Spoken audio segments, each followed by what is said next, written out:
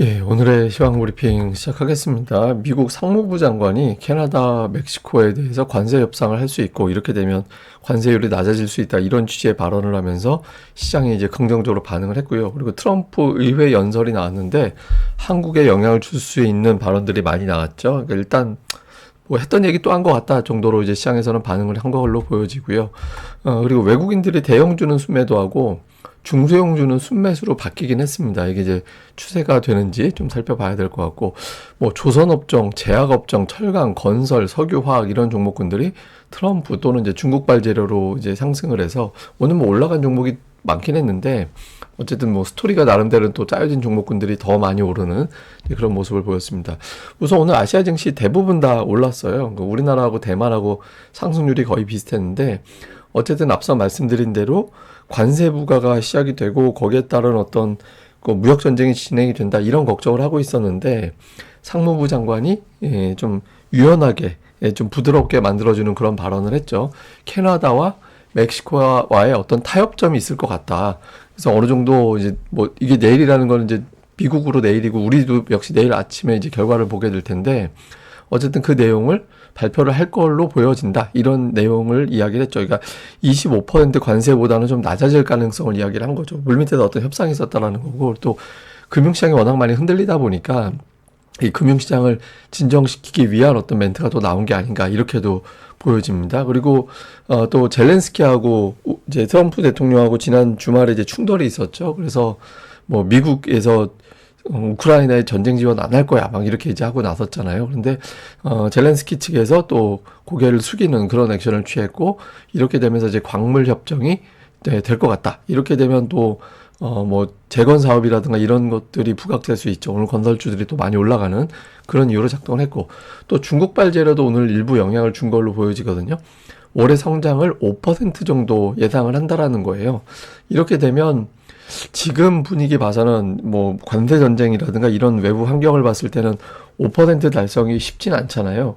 저걸 달성하기 위해서는 온갖 경기 부양책이 가동이 돼야겠죠. 그래서 오늘 뭐 중국 이런 관련된 종목군들이 또 강세를 보였는데 어쨌든 이런 스토리들이 시장을 올리는 그런 재료가 됐고 또 오전에 이제 시장에서 많이 주목했던 건 트럼프의 의회 연설이었습니다. 여러 가지 이야기가 나왔는데 뭐 우리 증시에 영향을 줄 만한 내용들만 좀 정리를 해보면 관세에 대해서 이제 혼란이 있을 수 있다라는 점은 트럼프도 인정한 것 같아요. 근데 결과적으로는 미국에 더 큰 이익을 줄 거다.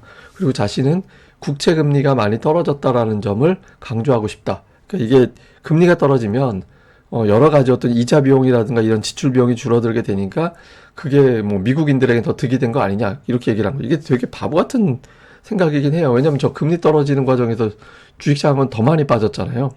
내 자산이 1,000만 원 예를 들면 줄어들었는데 금리 빠져서 10만 원 정도 이익이 나는 게 무슨 의미가 있어요? 근데 저건 되게 바보 같은 이야기라고 저는 생각을 하는데 어쨌든 트럼프가 이제 금리 떨어뜨리는 데 집중을 했구나 이런 점을 보여주는 대목이고 그 다음에 이제 인플레이션 완화에 노력을 할 건데 특히 에너지 가격을 낮추면 인플레이션이 내려간다 이런 취지로 이야기를 했거든요.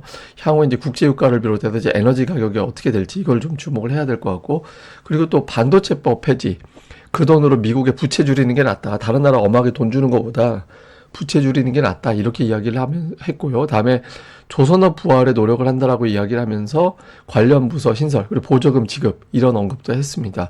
그리고 우리나라 이야기를 좀 했는데 군사적 지원 받으면서 관세는 4배를 이제 더 우리 자기네들에게 더 물리고 있다. 이게 이제 뭐가 근거인지는 잘 모르겠다라는 기사들이 있죠. 근데 어쨌든 관세를 불공정하게 더 많이 내고 있다라는 점. 그러니까 이렇게 되면 저게 이제 구체적인 데이터가 어떻게 나올지 모르겠지만 산업별로는 이제 관세 부과가 제법 되겠구나.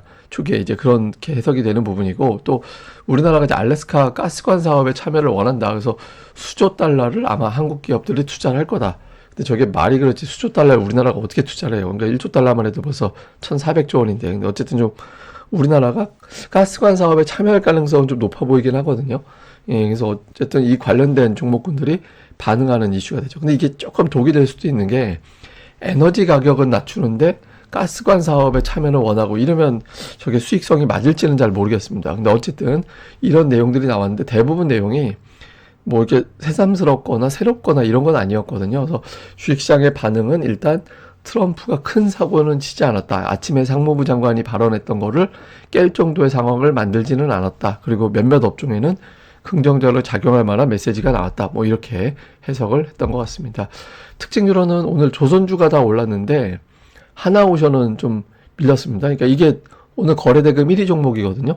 근데 거래대금 1위 종목인데 1조 원이 나오지는 않았어요. 근데 제가 이걸 왜 말씀을 드리냐면 하락했는데 거래대금이 1조 원 가까이 나왔어요. 그래서 이거는 뒷받침되는 매수세가 약해서 어제와 같은 거래대금이 안 나와서 밀린 거일 수도 있지만 일부 자금은 여기서 좀 나온 것 같거든요. 뭐 차트 봐서는 완전히 뭐 끝났다 이렇게 해석하기는 너무 이르고, 근데 어쨌든 자금 일부가 조선주에서 좀 빠져나온 자금이 있었구나, 다른 쪽으로 가려고 하는구나, 이렇게 추정이 되는 거고, 하이닉스가 오늘 주봉에서 되게 중요한 위치였는데 최근 들어서 근데 이 위치에서 반등을 했다라는 점은 이제 평가가 되고, 특히 그 CT에서 겨울이 가고 있다, 그러니까 이런 어떤 메시지가 나오면서 이제 매수 추천 보고서가 나왔잖아요. 목표 주가도 막 30만 원대예요. 그래서 이제 좀 긍정적으로 볼 만한 어떤 내용이 나왔죠. 근데 하이닉스는 가고 삼성전자는 못 가고, 이건 아마 이제 선물 매도가 안 풀려서 그런 걸로 보여지는데, 어쨌든 반도체에 대해서 긍정적인 메시지가 나오면서 장중한데 4%까지 올라가기도 했고요.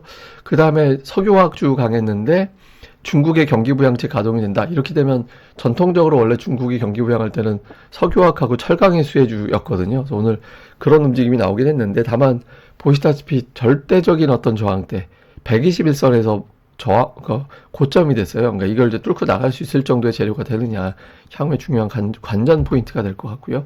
그다음에 건설주는 젤렌스키가 고개를 숙였다. 이렇게 되면 이제 다시 전쟁 종식, 우크라이나 재건 사업 등등의 어떤 스토리가 만들어질 것 같다라고 이제 예상이 되면서 건설주가 다시 올라가고, 뭐 이런 형태로 각각의 어떤 사연을 만들어낸 종목군들이 또 강세를 보인 게 오늘 장의 특징이었습니다.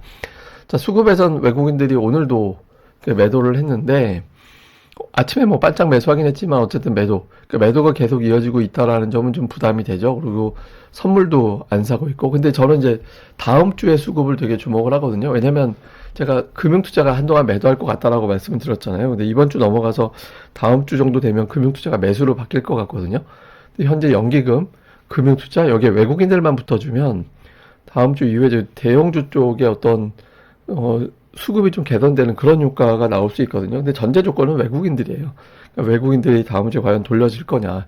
지금 봐서는 금융투자와 연기금이 매수 주체가 될 가능성이 있기 때문에 그런 어떤 변화를 만들어낼 수 있을지 좀 봐야 될 거고, 오늘 코스피에서는 외국인들의 특징이 매도 비중은 줄었어요. 제가 이제 아침인가요? 말씀드릴 때 외국인들 매도 비중이 20%대 중후반으로 내려가야 된다. 근데 아직은 거의 반올림하면 28%대이기 때문에 매도 비중이 높긴 하거든요. 그러니까 그 전에 나왔던 25에서 26% 정도를 만들어내면 이제 외국인들 매도가 줄면서 이제 매수가 가동이 되고, 그러면 이제 순매수로 바뀌게 되는 그런 계기가 될 수 있거든요. 근데 오늘 조금 다행스러운 건 외국인들이 금액으로 매도인데 수량으로 매수였어요. 그러니까 저거는 이제 중소형주, 시가총액이 작은 종목은 샀다라는 의미죠. 그러니까 이렇게 되면서, 그러면 대형들 왜 안 샀느냐? 제가 보기에는 선물 매도가 워낙 많이 누적이 돼 있어서 그 선물 매도 누적돼 있는 걸 보호하기 위해서 대형주가 오늘 같은 날 더 급등하면 안 되잖아요. 그래서 아마 지수 상승을 최대치로 최대한 좀 누르려고 하는 그런 시도도 좀 있었던 걸로 보여집니다.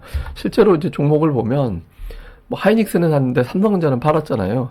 근데 어쨌든 외국인들 오늘 순매도 1, 2위 종목이 삼성전자, 하나오션 두 종목이 2,600억이어서 두 종목을 제외하면 매도는 아니었습니다. 근데 어쨌든 외국인 투자자들이 좀 매도 일변도에서는 조금 완화된 거는 다행이다. 종목은 자동차, 하이닉스 이런 종목군들을 좀 샀고, 그 외에는 조선주 좀 선별적으로 샀는데 조선은 또 매도한 것도 있어서 업종 내에서 좀 골라 담는 형태로 좀 갔다라고 봐야 되고요.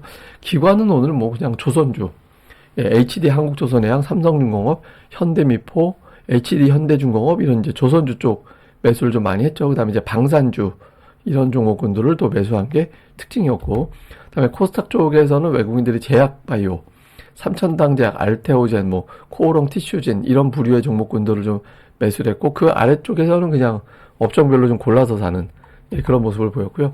기관 같은 경우도 보면 삼천당제약, 레인보우 로보틱스, 그러니까 제약주, 그다음에 뭐 로봇주 사긴 했는데 이렇게 뭐 이렇게 업종별로 두드러지게 뭘 쓸어 담았다, 아니면 왕창 팔았다 이런 분위기는 아닌 것 같아요. 그냥 골라서 담는 예, 그런 형태를 보인 게 특징이었습니다. 근데 코스닥 반도체 쪽에서는 약간 소재 관련된 종목으로 분류가 되는 쪽을 조금 더 담는 그런 걸가 차이는 있는 것 같아요. 근데 뭐 이렇게 규모면에서 의미 있는 건 아니라서 약간 그런 특징이 있었다 정도로 보면 될 것 같습니다. 자, 일단 멕시코, 캐나다와의 어떤 협상, 상무부 장관이 두 나라가 계속해서 협상을 제안을 하고 있고 대화를 하고 있다. 근데 이제 그 결과에 따라서 관세가 어떻게 되느냐. 이게 만약에 진짜 인하를 하면 그러니까 관세를 대폭 낮추는 움직임이 나오게 되면 이제 협상력 맞구나. 그러니까 이런 어떤 분위기가 또 만들어질 수 있겠죠. 그러니까 이제 아직 결과를 본 게 아니기 때문에 실제로 상무장관의 발언대로 되는지 트럼프가 초를 치는지. 그다음에 오늘 그러니까 오늘 증시가 올라가면서 미증시 올라갈 걸 미리 반영한 측면이 있거든요. 그래서 어지간하면 추가적으로 반영하기 애매할 수도 있을 거예요. 근데 여기서 이제 좀 푸시가 되려면 상승하는 업종이 뭐가 되는지, 그러니까 미증시에서 올라가는 업종이 어떤 것이 되느냐에 따라서 우리 증시가 추가적으로 반응할지 여부가 가늠이 될 텐데, 아무래도 이제 시장이 반응하려면 삼성전자라든가 SK하이닉스의 어떤 움직임이 더 활발해져야 되기 때문에 엔비디아라든가 뭐 마이크론 이런 종목들의 움직임이 나오는지가 되게 중요할 것 같습니다. 그리고 삼성전자가 2월 19일 이후에 올라간 적이 없어요. 그러니까 2월 19일에 플러스 난 거 이후에 한 번도 올라간 적이 없거든요. 그래서 삼성전자가 풀려야 되는데, 이거는 제가 뭐 계속 말씀드리지만 외국인들의 강력한 어떤 선물 매도, 이게 풀리지 않으면 삼성전자가 돌아서기는 좀 어렵다라고 봐야 되거든요. 그래서 이후에 이제 이 부분들이 좀 풀려지는지, 그러면서 풀려지고 외국인들 매도 진정되고 매수로 바뀌고 다음 주 정도에 연기금 플러스 금융투자 조합 되고 그러면 상당히 활발해질 수 있겠죠. 그래서 요 구도가 되느냐. 그 다음에 이제 구도 자체가 IT 자동차 2차 전지가 한 덩어리, 제약 방산 조선이 한 덩어리, 이런 구도가 되어 있거든요. 그래서 물론 이게 이제 한 종목, 한 업종씩은 이제 왔다 갔다 할 거예요. 근데 왼쪽 구도가 될 때는 관세 우려가 완화가 되는 거고, 오른쪽 구도가 될 때는 관세의 우려가 좀 세지는 거고, 그러니까 이렇게 구분이 되거든요. 그래서 이제 관세 재료가 어떻게 되느냐에 따라서 업종별 변화가 있다, 이렇게 봐야 될 것 같습니다. 근데 이게 트럼프 1기 때 주식시장이 첫 1, 2, 3, 4년 차로 보면은 2년 차 빼놓고는 괜찮긴 했어요, 증시 자체가. 예, 근데 2년 차가 하필이면 이제 무역 전쟁이 한참 벌어질 때였잖아요. 그리고 트럼프 재임 기간에 주식시장의 상승률도 글로벌 증시 보면 전체적으로 또 나쁘진 않았거든요. 근데 워낙 2018년 때의 어떤 기억이 강력하게 있는 상태고, 트럼프가 어떤 정책을 펼쳐나갈 때 특히 다른 나라에 대해서는 굉장히 공격적이고 거칠게 몰아붙이는 특성이 있잖아요. 그래서 시장이 좀 거기에 대해서는 좀 휘청거릴 수밖에 없는 환경이고, 그게 아직까지는 끝났다라고 보기는 어렵죠. 그런데 이게 또 한편으로 보면 뭐 좋은 종목군들은 또 필요 이상으로 과대하게 하락했다라고 봐야 돼서, 지금은 계속 말씀드리지만 업종 이럴 때 어떤 종목군들에 대해서 매도가 멈추느냐, 또 매수가 누적이 되느냐, 이런 부분에 더 집중하는 게 좋을 것 같습니다. 예, 그리고 이제 예고 하나 해드리면 내일은 오후 방송이 평소보다 좀 늦게 올려질 겁니다. 그래서 오전 방송은 정상적으로 올라가는데 오후는 평소보다 늦어질 거라서 오르는 타이밍 보실 분들은 좋아요, 구독하기, 알림 설정까지 해두셔야 되니까 또 꼭 좀 부탁을 드리겠습니다. 예, 감사합니다. 저는 또 다음에 뵙겠습니다.